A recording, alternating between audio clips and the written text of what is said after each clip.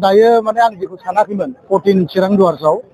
जोंनि हाइकमान्डनि मानसियाबो गिदोंमोन जे कंग्रेसआ बाहाय फिल खालामनो हागोन ना हाया रायजोफोरनि रेसपन्स मोनगोन ना मोना होननानै जिहेतु जेब्ला बिपिएफ आरो इउपिपिएलनि टिकेट माने केन्डिडेट डिक्लेयार होदों माने बिपिएफनिखौथ' बयबो मिथिखाबाय सिगांनि आगुनि चिफ बिथां हाग्रामा महिलारि बिथांखौनो होदों आरो इउपिपिएलनि जा केन्डिडेट बिथाङाबो सिगांनि डिपुटि चिफ दा बिथांमोना जे बहुत हेभि वेट लिडार बिथांमोन केन्डिडेट थानायाव कंग्रेसनि केन्डिडेटआ बिथांमोनजों फाइट खालामनो हागोन बा रायजोफोरनि अनसायनाय मोनगोन बेखौ सन्देह दंमोन एसे ना दायो नमिनेसननि उननिफ्राय जेसेबांनाखि आङो फिल्डआव गिदिंबाय दायो आं बहुत फिल्डआव गिदिंदों जों मिडिया फेस खालामाखै जेसेबां गिदिंदों जों जेसेबां आसा खालामदोंमोन बिनि बांसिन जोङो रेसपन्सखौ दिनै मोननो हादों आरो गोसोआव खुब रंजानाय मोनदों आरो खम समनि गेजेराव जोङो 14 चिरां दुवारावहाय जों बिराद गिदिर मिटिं लानो थांगासिनो दं बेहाय दिनै आगुनि बिटिसिनि चिफ आरो डिपुटि चिफ बेजों लोगोसे एपिपिनिफ्राय इउनाइटेड फ्रन्ट अफ एनडिएफनि गाहाय आफादगिरि नायस्रां औवारि बिथाङा दङ बिथांमोनजों माबायदि जुजिनो हागोन होनना सानो नोंथाङा ओरैनो हाग्रामा महिलारि सार बिथाङा नोंथांमोनाथ' मिडियानि मानसि नोंथांमोनाथ' नुगोन जे बिथाङा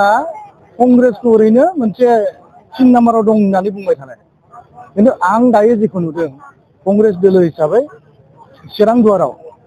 हाग्रामा महिलारि बिथाङा जाय नाम्बाराव होदोंमोन बिनि गोजौआवसो दं कंग्रेसआ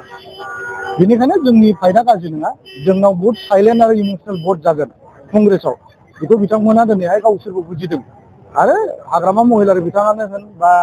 जोंनि एक्स डिपुटि चिफ खाम्फा बरगयारि बिथाङानो होन बिथांमोना इजि लायाखै आरो नायस्रां औवारि आदाया एपिपिनिफ्राय होदों जों नुनो मोनदों बिथाङा बेसेबांसो मावनो हादों बेखौ बिथाङा गावसो मिथिगोन जिहेतु जोंहा खुनु कन्टेक्टबो गैया आं नुदों बिथाङा जिथु जायगायाव गिदिंदों खिन्थु आं सानो गोदानै एपिपिआ बाहाय 14 चिरां दुवारावहाय माबा मोनसे स्टेन्डआव फैनो हागोन आं बेखौ नुवाखै खिन्थु एस ए कंग्रेस जिहेतु कंग्रेसआ 20 बोसोरनि सिगां बाहाय गोबां जायगायाव मुरा दंखायो दायो जों जास्ट हाग्रा एवनानै साफा खालामनानै हासार एसे होबानो जोंना अलरेडि माने जायगा दंखायो आरो कंग्रेस हिसाबै बेखौ लानानै माने दा मोननैबो जायखौनाखि जोङो गोख्रों दोलो होननानै बुंबाय थायो बिपिएफ आरो इउपिपिएल बिथांमोना जों कंग्रेस दोलोखौ इजि लायाखै बेसेबांसो भट मोनना देरहागोन भटखौ आङो बुंबाथ' गाज्रि जायो खिन्थु रायजोआसो खोन्थागोन भटखौ बेसेबां मोनगोन जोंनि हिसाबा थिगैनो दङ जों बेखौ दिनै बुंनाय नङा बे रायजोआ खोन्थागोन जों जोंनि बेसेबां भट होयो नोंथाङा गिदिंनानै नोंथांनि समाजखौ बेहायबा जों प्रथम 14 चिरां दुवार हिसाबै जिहेतु बे बर्डार एरिया आरो खुब माने बर' आदिबासि नेपालि मेनलि बे मोनथाम कास्टनि मानसिफ्रा बाहाय थायो आरो बिथांमोना बिभिन्न कास्टनि मानसि बिभिन्न समयसा दङ आरो जिहेतु बर'फोरना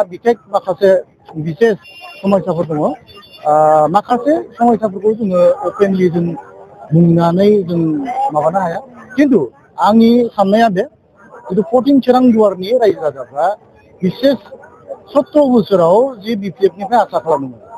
बेखौ बिथांमोना मोनाखै बिथांमोना जोंजों शेयार खालामो आरो 4-5 बोसोर इउपिपिएलनि दैदेननायाव आरोबाव बिथांमोना गोदान जि आसा खालामदोंमोन जायनि फलाव बिसोरो खाम्फा बरगयारिखौ देरहाहोथ'दोंमोन आरो गोदान माबा मोनसे जोङो सामथिं निउ जों मोनगोन 14 चिरां दुवारनि रायजो राजाफ्रा बेखौ बिथांमोना 5 बोसोरावनो बिसोरो नुबाय जे जों मोनाखै बेखौ